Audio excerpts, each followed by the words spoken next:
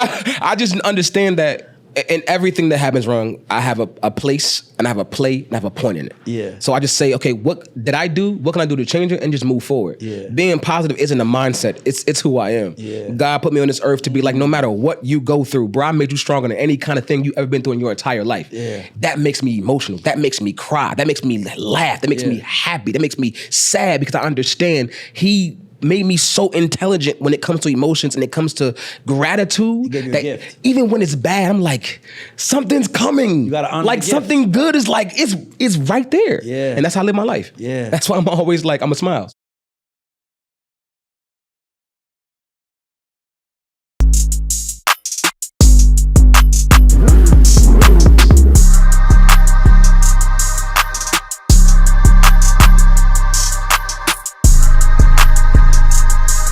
What's good, y'all? This is Ray Daniels, aka the Culture Referee, and this is the GAUDS Show. And today I'm interviewing. Well, this is the GAUDS Show in conjunction with Empire Records in LA edition. Y'all obviously see we're not on the couch, but I'm really excited about the person who I'm about to speak with.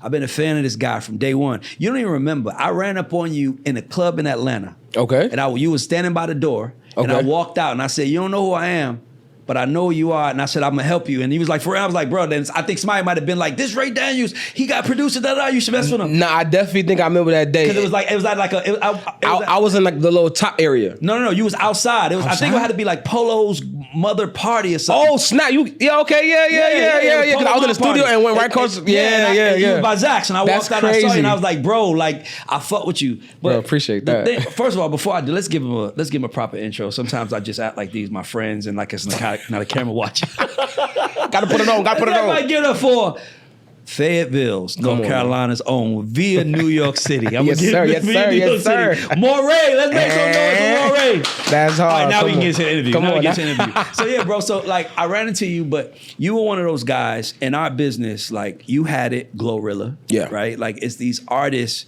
that pop up that the industry doesn't tell me about. Yeah. Right. Like, you have some artists that the labels tell you about. This dude is hot. I don't want to hear that shit. Yeah. I had regular people hit me about you. Like, go get him, Ray, That's go crazy. get him. And I'm like, I don't think, because I think at the time I was working at I was working at Warner. Okay. And they was like, sign him. And I'm like, nah, I don't know. You know, like, I'm big on bringing people in the labels, man, because once I bring you in, it's no longer mine. It's no longer me and you, it's theirs. Yes. And we kind of are, you know, like, we can only go as far as they allow us, right? Type so shit. there's Come on always now. like that dangerous mode. But then I saw you sign the Interscope with a good team. I love Janik, I love Berman, I love all of the guys over there. And then, you know, things didn't go the way they should have. Are you allowed to even talk about any of it?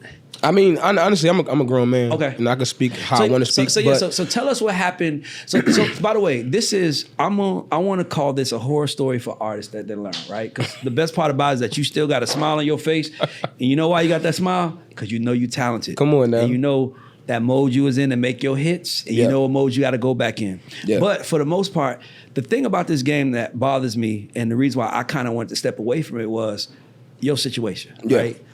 Good kid, obviously, in the hood, trying to get out, make a great record. You know, the record starts going, and now all of a sudden, these people who would never have talked to him are talking to him now. So he's like feeling good about it. Of course, you're supposed to. Like, I did something that's rewarding, and then all of a sudden, you sign a deal. By the way, the deal that was probably the most fun you had, right? When you I ain't gonna lie. Yeah, bro. Signing the deal was amazing. flying you everywhere. What? We love you. Now the Interscope deal was the one that I'm like, yo. I got to do this. The first deal was just, we got your ass in the dough. So, you know, that get your ass in the dough money ain't the Interscope money. Okay. But it was cool. But when Interscope got into the bag and it was like, oh, this is what we bringing to the table. It was good. Oh, yeah, Betty Crocker showed us how to make a cake for sure. This is a good cake. This is vanilla with the whipped ice kit. The healthy shit. This is the white people shit. Come on, I'm liking the white people shit. Come on, this one made in the hood. That's good money. You know, you can taste some shit. You like, oh, this what we doing? Tastes like the regular fried chicken. This is different. There's no grease in this fried chicken. You put real cane sugar in this bitch. Come on now. Exactly. Come on now. Exactly. So you get to deal with Interscope, and then give us a window into what you expected and what happened.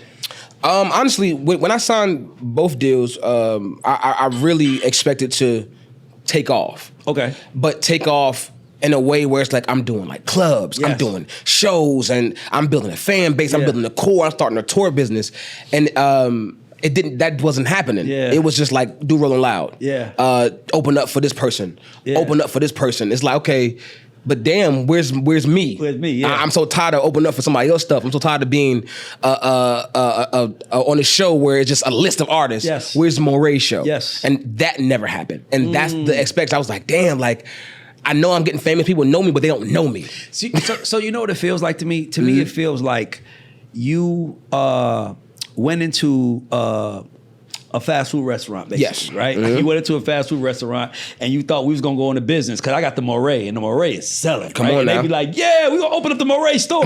They're like, no, you on our menu. Yes. No, we want you on our menu. We want you to, no, I thought I was gonna have my own store. Yeah. And that's kind of what it feels like when you're thinking like you guys about to help me build my business that you guys are owners in or have participate in. And then all of a sudden you guys are like just putting me through the easiest route. Like, Come just on go now. eat. And that what I think was the downfall. Like, to me, I don't appreciate that quick shit.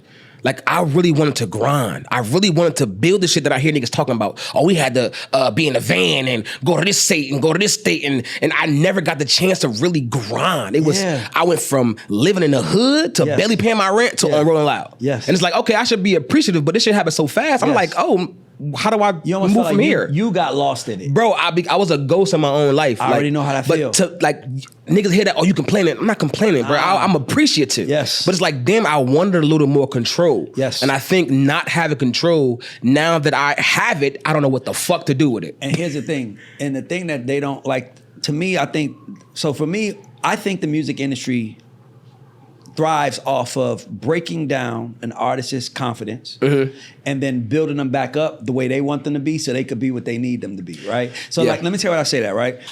You were doing something that was great. That was so great that everyone caught notice, including them. So now, instead of you coming in there and they saying, all right, Morray, yeah, you did great. Let's do more of that. They're like, no, this is how we do it. Yeah. But the shit y'all doing didn't help nobody. Like, I'm gonna keep it a band. Like, when in the industry see you with a song, that song they think is hot, song they think is going, they want you just to recreate the song as many times as you can. Yes. Not understanding that I was in a place where I created this song from a place. Now, I'm in a place where I'm sitting in the bathroom smoking my last blunt, can't pay my bills, lights barely on, I'm going through some shit.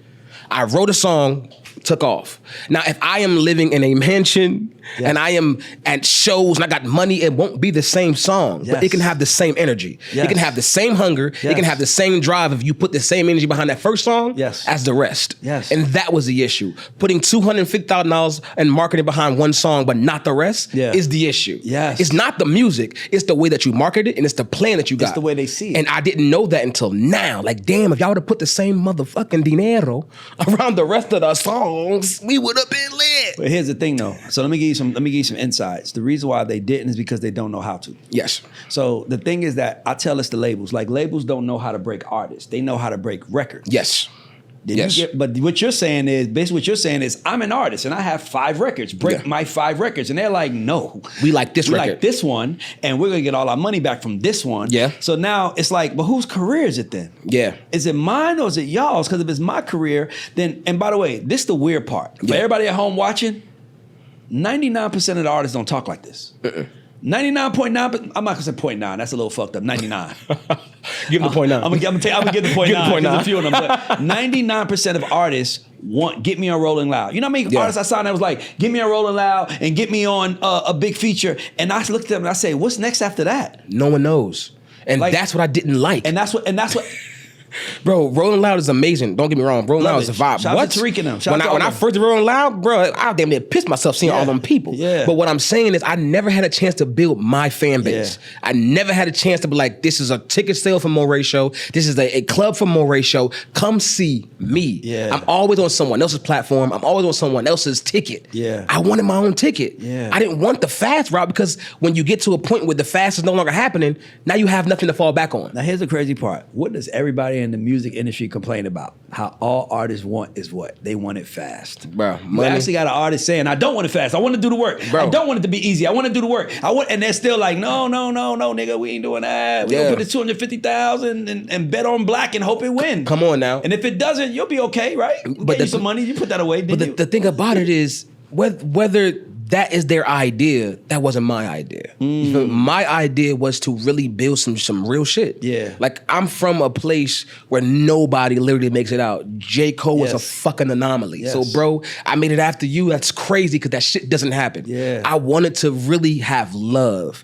Music to me is not just a way to get paid. It's a way to fucking save someone's life. I grew up in the goddamn church. Every song that I make, every fucking lyric I write, every hymn I do, every time I hum, sing, it's to save somebody's life. Listen to my songs. I go through this, I go through that, I go through this. Nigga, don't do it. Yeah. I done been in bad situations. Don't do it. Yeah. I made it out the quicksand. Don't go in it. Yeah. I made big decisions that you don't have to make. There's things that I'm doing that I'm telling you don't do, and I wanted those songs to be pushed. Yeah. I just put out a project about what I went through in the last 4 years, and niggas are still asking for the music because they're not listening. Because without it being behind the machine, without it being behind $250 in marketing budget, no one looks for music no more. Yeah. If it ain't pushed in your face, if it ain't Big Brother saying this is hard, they don't know it. Yeah. They don't hear it. Yeah. And that's the problem when you don't build from the bottom. Yeah. That's the problem when you don't have your own name and you push your own name just as important as Rolling Loud or tours with J. Cole or just as big as Interscope. But you got to push yourself the same way. Yeah. And I didn't know. I'm a fucking rookie. And they ain't teach you either. And they're not even telling you how to be a vet. I'm asking. That's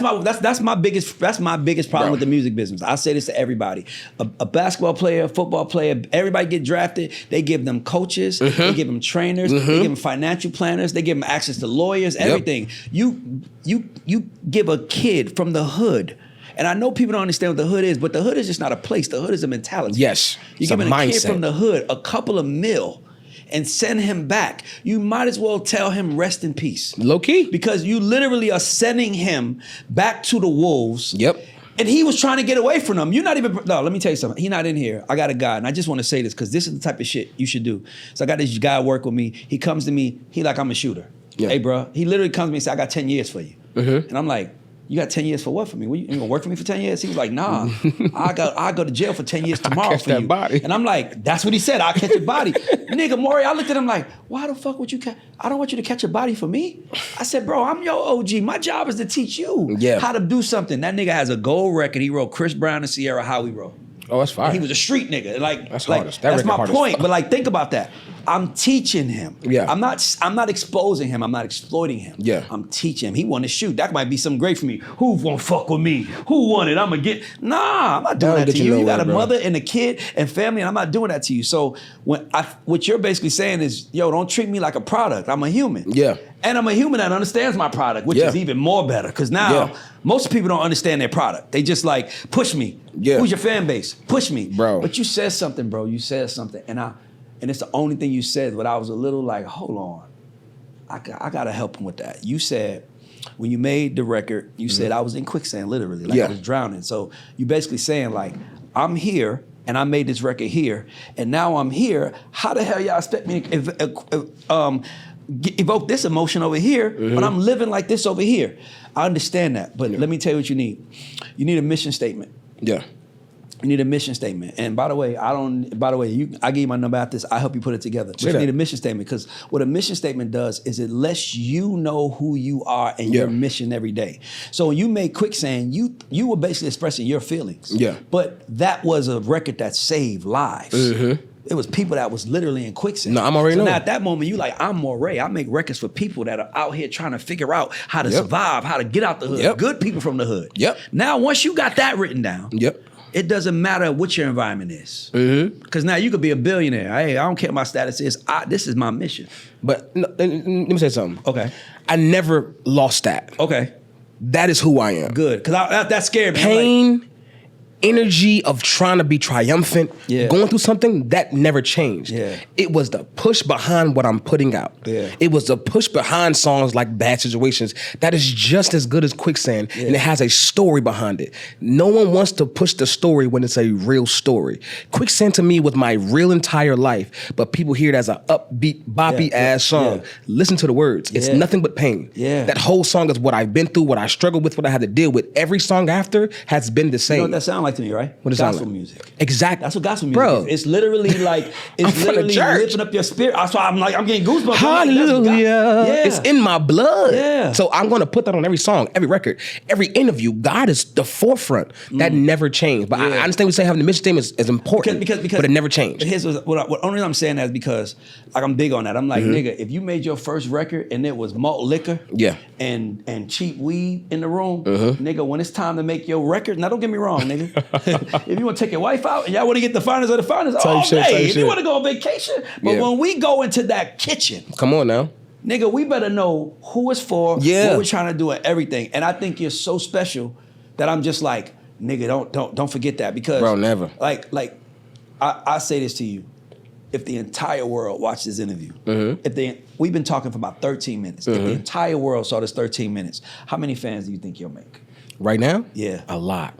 Millions, right? Only because they know it's really me. That's my point. And I do that on every platform. And I'm glad you said that. So that's what I tell every artist. I'm like, you pushing your music when you should really be pushing your story. Yes. And the soundtrack, the music is the soundtrack to your story. Yes, it is. Now see, here's what, I'm gonna give you a little secret just to not make Interscope a bad thing. So people say the labels are bad. Here's why Interscope pushed Quicksand and not Morray. Yeah. Because Morray is on Empire now. Yeah.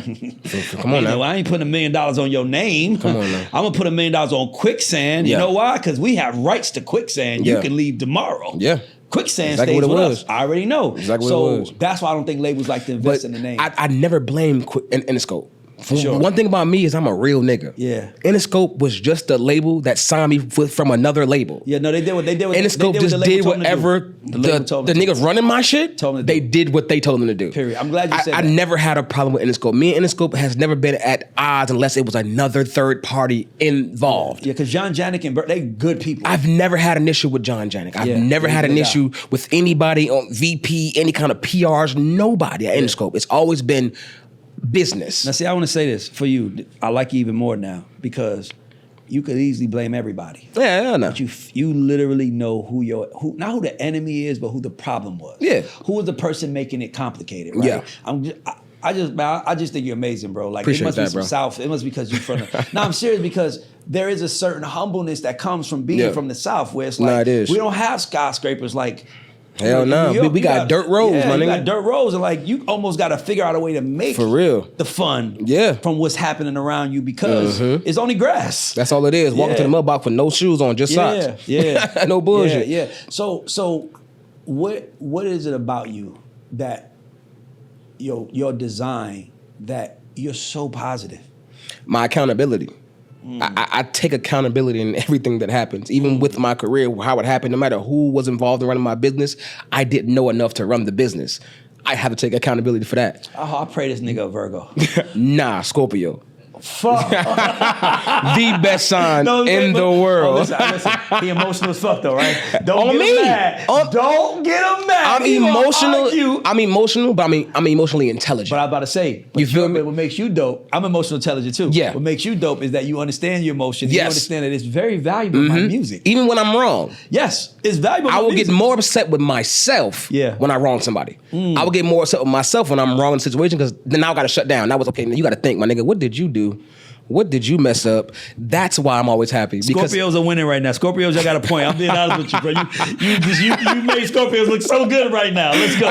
I just understand that in everything that happens wrong, I have a place and I have a play and I have a point in it. Yeah. So I just say, okay, what did I do? What can I do to change it? And just move forward. Yeah. Being positive isn't a mindset. It's who I am. Yeah. God put me on this earth to be like, no matter what you go through, bro, I made you stronger than any kind of thing you ever been through in your entire life. Yeah. That makes me emotional. That makes me cry. That makes me laugh. That makes me happy. That makes me sad because I understand he made me so intelligent when it comes to emotions and it comes to gratitude. He gave you a gift. Even when it's bad, I'm like, something's coming. You gotta honor like the gift. something good is like it's right there. Yeah. And that's how I live my life. Yeah. That's why I'm always like, I'm a smile. So how do you end up leaving your situation to Empire? Was it like a clear break and you searched around, or was it like a claim off the waiver situation? It was really like it was a clean break. Of course, it was a little legal involved, but other than that, it was very amicable. You feel me? It was very okay. Boom, you take this, this, sign paperwork. We're done. Got you. My manager had play with Empire. Yeah. Gazi always said that he kind of fuck with me a little bit because I fuck with Mo 3. He was like, yo, like I really rock with you because they rock with the 3. Come on, shout out to the 3. You feel me? I love it. So like that, it was easy. It was seamless. You feel me? And then being involved with them and Miss Tina and then seeing how they run their label and how they care for their artists, like it just made it seem like this is home. He called her Miss Tina. Oh, come on! Gotta have Tina. I know Tina loves. You gotta have respect, like bro. I love that, bro. You call her. I love Tina, bro. That's my dog. I love Tina. Bro. I think I'm from the South, so Miss like Tina just makes sense. So fire, my mother would. I'm not calling her. Exactly. I'm not calling her just Your Tina. mama slapping baby. You feel me? It's Miss Tina like because she moves like a boss, so she deserves Miss Tina. Yeah. And I would call Mr. Gazi, but Gazi. Cool. Gazi. Like that's like your uncle type shit. Hey, like I ain't gonna call uncle even. Yeah. But nah, like the energy from the team, the energy from the people that I work with on Empire, it's similar to Interscope. It's just more homey. Yeah. You know what I mean? It's a lot less distractions, a lot more. It's easier to touch. It's tangible. Yeah. And when things are tangible, it's easier to work with. Yeah. So has the plan been altered since you're on a new label, or is it like where are you like as far as where Morray is as an artist? Like where are you in the process? Right now, I'm working. I just put out a mixtape just to let people know where I've been, and now it's time to work on my album to let niggas know where I'm going. Where's the song? What's the name of the mixtape? Long Story Short. Okay. It has 12 songs. I just put it out. I was hoping it was 5. Nah, okay, 5 songs sounds dope. That's not enough for me to tell my story. That's not enough for you to get it off. I called it Long Story Short because I had that's the shortest I can give you was 12 songs. Yeah. I like music. To me is easy. Yeah. So I can make 40 songs, but then I go through 40 songs and pick 10. Yeah. Or I make 100 songs and go through them 100 songs and pick 40. Yeah. I don't matter because I write 12 songs a day because I'm an emotional person. Yeah. My girl can be making some food and say wash the dishes and I got an attitude about it. And I'm not telling this. I can't believe they got me asking for the help. Like I'm like, what the fuck? I love it. I'm asking now you asking for help for dishes, but now I'm writing a song about it because that's who I am. Yeah. I'm gonna write music. So I had to put 12 songs and the album I'm working on probably gonna have like 19, 20 because that's who I am. I have to give you a full body of work for you to know me. You can't go on the first date and give a nigga just your name and they gonna know you. So I'm gonna give you a slight challenge. Okay. By the way, love it. Thank you. I would shoot a documentary called Long Story Short. Oh, that's hard. That's hard. I would shoot a doc. Let me tell you why. See, what people don't understand is like if you pay attention to what's happened now with like the streaming explosion. Yeah. I mean, like people watch you sleep. You know how weird that is? I mean, I don't want to say it's weird because you might, if you want to watch me sleep and pay me, I guess I will. I don't want to say it. I mean, but people watching people sleep. So for me, I look at it like I see Morray is a hit, Quicksand's a hit, right? So then it becomes like, how can we magnify the hit, right? Yeah. You magnify the hit by telling the story. Yeah. Right? It goes back to like, okay, you're doing interviews, great. But like, how can we do and I ain't talking about long, how can we do a 30-minute documentary on Fayetteville, North Carolina and your story? Right? Think about that, like interviewing the people, like how hard it is. Like, I'm telling you, it makes folks love you. That's a great idea. Because the problem that most artists have is that they only communicate via music. Yeah. So they get so it's like, but you gotta remember, let me give you a quick story. It's a guy named Prince. So everybody, the real Prince, right?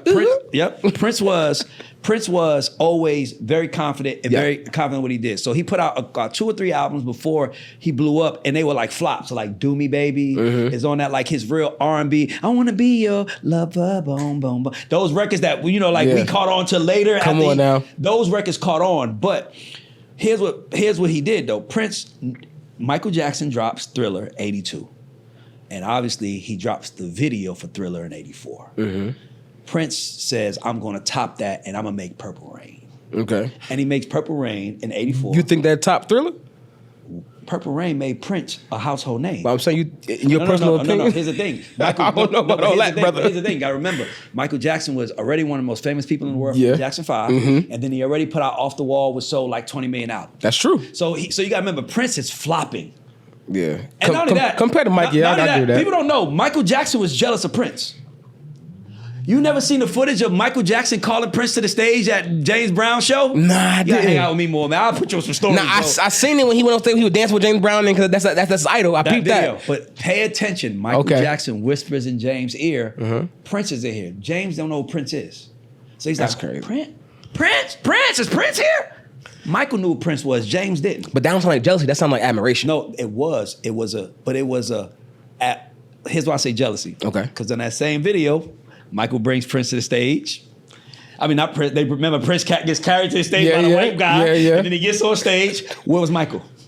Off stage. He got the fuck out of there. But do you see again? He didn't want Prince to see him. He got the fuck out. I don't think that. I think it's James didn't know who he was, so Michael gave him his time to shine. Okay, so that's hey, little bro, it's on you. Okay, but they do have a very interesting relationship. They do. They're both Jehovah's Witnesses. Yeah. And they both like very religious people. And then Prince showed up to, remember they tried to meet the work on, he wanted Prince to get on I'm Bad. In the video, he was like, I'm not playing the love interest or whatever. No, he said, the first line of I'm Bad is, your bud is mine. He was like, your bud ain't mine. Yeah, my bud ain't yours. Exactly. See, I think it was the opposite. Yes. I don't think Michael was jealous. You think Prince was? I think Prince was jealous. No. Bro, if someone like Michael Jackson is the person I need to beat, and I can't beat it. But you got, keep going. I'm gonna be a little jealous. Yeah, but here's one thing. Prince, outside of, and Brandon is right there, my boy Brandon, he's a music historian, outside of Purple Rain. Let me know. I want you to notice, outside of that song, not the movie, just the song Purple Rain, Prince wrote and produced every song he's ever sung. I mean, Michael didn't do that. So I think Prince a bad man, though. So this is what I think. Michael and Prince kind of set the standard for what talent is. Yes. Either you're the talent, or meaning you can like the instrument guys, like the raw talent, or you're the manufactured talent, right? Yes. Like that can dance and is perfect, right? Yes. But Prince made Purple Rain and had everybody dressing like him after that. Like that's he your story. Niggas dressing like women in the 80s is because of Prince, right? Buttless chaps going crazy. Exactly. They got his Cheeks out, freaks out. This is crazy. How confident do you have to be 5 feet tall? Overly.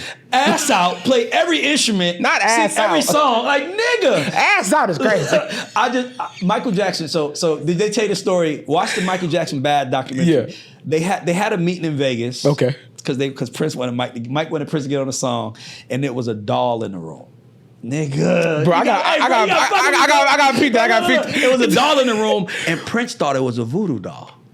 So Prince is like, what is this doll? Imagine the two of the Prince hood though. Nigga, imagine that's a hood nigga. Hold on, just imagine two of the biggest artists, not in the world, but of all time. Yes. In a room about to make a song, and you're the person putting it together. You like, I got Prince and Michael coming tonight at 8 p.m. in the hotel, and they argue about a doll on the table. Whose doll is this? This doll is here to take my powers. That dog gone. And he left, and Prince left the meeting. What? I think this doll, because you're Jehovah's Witnesses. I think you up to something. You trying to take my powers away. You know but I'm better you see what I'm saying? Prince doing all that. That just proves that he was the one that had the little, you think you better than me? You think you better, Michael? Or he probably you ain't better? Or he probably didn't like that the world thought Michael was better. Yes. Because he felt like he was more talented. But talented in different ways. Yes. To me, Michael Jackson is a singer and a dancer. That was a bad man. Okay, he is. The bad man. The baddest to me. Prince is a singer and an instrument player. And a songwriter. Mike writes songs too. Michael Jackson can't play the guitar. No. But Prince can't dance like that man. Singing, you can probably, I'm giving it to Mike though. I'm gonna keep it a band. I'm giving it to Mike. I don't care what nobody say. But they were close in that aspect. But guitar player, moonwalker. That's two different talents. Okay, so I gotta stop you right now. Let me educate my young brother right now. Prince didn't play just the guitar. For sure. He played 17 instruments and he's taught himself how to play every one. Okay, and every instrument that he's ever had on every song he's ever made, except for Purple Rain, was him. And that's amazing. But he's not Mike. He's not. Look, LeBron James is a great player. He's not Michael though. But he's not Mike. I agree. I don't know what else to say. That man, I couldn't play with LeBron James if I was his tower. This man is incredible, but he's not Mike. I totally 1,000% agree. Yeah. But it is what it is. But you're right though. You're right. I can talk to you. I can talk about music all day, man. So listen. Okay. So I got 3 last questions before we wrap up because I don't only got 30 minutes. So let me ask you. We have this. You actually is perfect for it. We have a segment on our show called Broke Stories. Okay. Where we ask someone like you to tell the audience a moment. Because there's some broke people probably watching this and like, fuck, like, I want to get out my situation. So they're looking at you like, damn, what did you do? Yeah. Give us a broke moment in your life and tell me what you did to get out of it. Okay. And what was your mentality that you had to take on to get out of it? A broke moment. I've had a lot. So probably had a lot of let me go through the Rolodex of the moments. Bow. I used to sleep in my mom's house. Okay. On the floor. She had a 1-bedroom crib. No cap. I had 2 kids at the time. Okay. Me and my kid would sleep on the floor in her living room. Oh, wow. I had no job. I had no aspects. I had no prospects. I had you and nothing. Your kids are sleeping on the floor. I had nothing. Oh, wow. My only mindset was I have to use what I got to get what I want. I knew I was young. I knew I had energy, and I knew that I can work as many hours as I can. I found a job called Smithfield. Okay. It was a pork packing plant. They killed hogs, and the only job they had was the small intestine, where you cut out the small intestine and shit fly everywhere. They had no kind of protective equipment. You just had to wear plastic on your body. But I had to take this job. I walked to Smithfield, and if you're from Fayetteville, you know walking from anywhere to Smithfield is diabolical. I walked. How long did it take? Like maybe like 3.5 hours to walk to Smithfield. You got a good one. I had to use my son's piss because I was smoking weed every single day. This is if you from the hood, bitch, you know what the fuck I'm talking about. Don't play with me. Let's go. You put your kid piss in the condom, you wrap that motherfucker in the rag, put it between your nuts, and I walked for 3 hours. That bitch was warm as hell. Went inside, what's the name? Safety pin. Bow. Pop the shit. When I popped it, piss went everywhere. No cap. I had a little bit of piss in the jar. I had to put a little pee and scoop some on the toilet, and I prayed. I got the fucking job. Good. I'm telling you right now, when you think it's over, the Lord will make a way. I had piss on my face. Thank God it was my babies. Thank Lord God. Jesus. Thank God. Life was rough, but I'm telling you, in that moment of me feeling like, bro, I would never get off this floor. I went from no money to making fucking $1,600 every 2 weeks. Get my own crib, get in the car, my kids straight. Christmas had thousands of presents. Life was good. Man, I wish he was a Virgo. I ain't gonna lie, man. I just love this kid, bro. I got a Virgo spirit. Okay, cool. I love it. I'll take the Virgo spirit. So listen, so we have this segment we call credit check. Okay. You know, on the GAUDS Show, we hate flowers. Okay. Like I hate giving people flowers. Okay. Like, I can't do nothing with flowers. Give me my credit. Say that. I can leverage that. I like so credit. we ask people like yourself to give credit to 2 to 3 unsung heroes in the Morray story. Okay. You just want to give some credit to for playing a role. I really want to give credit, no cap, to my mom. That's the first one. My mom been through so much with me, bro, like that I can't even get to on this podcast. We done been in shelters, motels, hotels, floors, basements, whatever it was. But one thing she'd never let me do was lose the love of God and the love of music. I ain't gonna lie, man. Let's clap for mama, man. I want to clap for mama, man. That's amazing, bro. That's fire. So mama is one. I love that. 2. I want to see. Let me get 1.1. Your son and that piss you use. We need to thank him. Like, come on now. Little man saved the day. He did. Well, let's go. I want to give him credit. Now you gotta get other ones. All right. Number 2. I would have to give credit to my Uncle Rambo. Okay. Now, people don't know my Uncle Rambo, but that was my father figure. Gotcha. You know, growing up, he taught me how to fight. He taught me how to be a man. He taught me a lot of shit about music that I wasn't listening to. My mom only listened to gospel and Kelly Price. Gotcha. That's all she played. Gospel, Kelly Price. My uncle put me on the 3 6 Mafia, T.I., Lil Wayne, Hot Boys, and the other kind of music that helped me understand, okay, how to create the balance. How to have the balance between church boy, hood nigga, so I'm a hood church boy. Yeah. You know what I'm saying? Like, so shout out to my Uncle Rambo. You need to do an album called Hood Church Boy. I need, that's crazy. I definitely should. Hood but Church Boy? Shout out to my Uncle Rambo for like really being the father figure that I never had. Yeah. No cap. Shout out to Uncle Rambo. Another unsung hero, now I'm not gonna lie to you, that really just helped me understand that no matter if you got a lot, if you got a little bit, if you don't think niggas believe in you, my homie Mikey, that's my manager. Like he's one of my managers, bro. No matter what I've been through in my career since I started with this motherfucker, like he's always answered the phone. Yeah. It don't matter if niggas is making a lot, niggas is making a little bit, niggas want to talk about the game, the streets, whatever it is. This man will pick up the phone and be like, bro, everything is smooth. Yeah. I don't have enough of those people in my life. Yeah. And the fact that he's been here through everything, the Interscope, the out of Interscope, and with Empire, and so he's been here through all that. And this nigga will always make sure I'm cool. Yeah. He will always make sure my mental is cool. He would text me, just say, bro, you good? Yeah. Love, bro, just checking on you. Got you. That's Shout out to Mikey, bro. I love friends like you that. You ugly as fuck, my nigga. I ain't gonna lie to you. I didn't expect that. I know for a fact your feet stink, but you my bro. Okay. Simple as that. So listen, last question. We call this show is called the GAUDS Show, which is the acronym for GOATs and underdogs. Yeah. Do you consider yourself a GOAT or do you consider yourself an underdog? If you do consider yourself an underdog, what do you personally want to accomplish to consider yourself a GOAT? I'm gonna keep it a band. I think I'm one of the GOATs of the underdogs. Like to me, I'm the best of both worlds, bro, because I'm a go to my own light, but I am still not seen for what I can be. Yeah. And because I don't think I've gotten to where I can be. Yeah. I think I've started and I've been in the plateau of where I started. The ceiling is still high for me to touch. Yeah. But give my motherfucking credit. Yeah. I'm Grammy-nominated. I got 2 platinum records. Bitch, I'm him. Yeah. But I still want to be him some more. Well, you never stopped. Nah, that's the best part.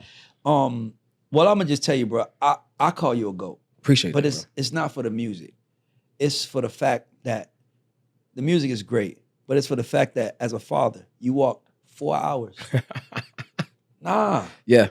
To make sure your kids ate. Come on now. If that ain't GOAT work as a man, I don't know what is. And to me, a GOAT sacrifices for everything. And to me, watch like that story is like, that's gonna stay on me forever. Nah, yes. Like, I walked like 4 hours. No, it was like a good 3.5. Almost 4, bro, but I got the job. Yeah, but that's my point. So for me, I'm gonna say you the GOAT for that. You, but I'm also say you the GOAT for your attitude. Man, I want to see you win. And thank you. Like any way in the world I can help, like count me in. Because we need good guys winning, and we need to show our community that you can be from the hood, but you can be a good person. Come on now. It ain't just robbers and drug dealers. Everybody ain't killing everybody.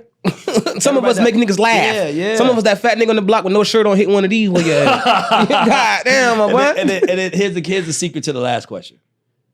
All of the GOATs have the underdog mentality. Yes.